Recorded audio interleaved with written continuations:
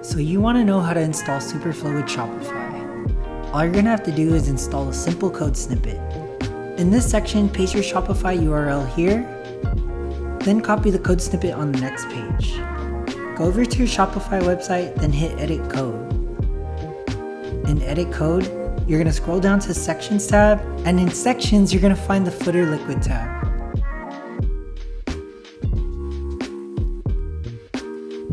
Now Control find this footer line.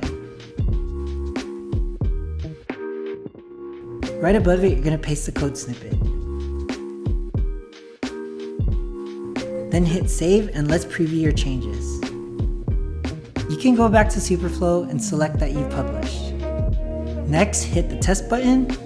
You should see a handy dandy Superflow toolbar loading up in the bottom right corner of your website. Congrats! Now you can click the comment icon and start adding your feedback.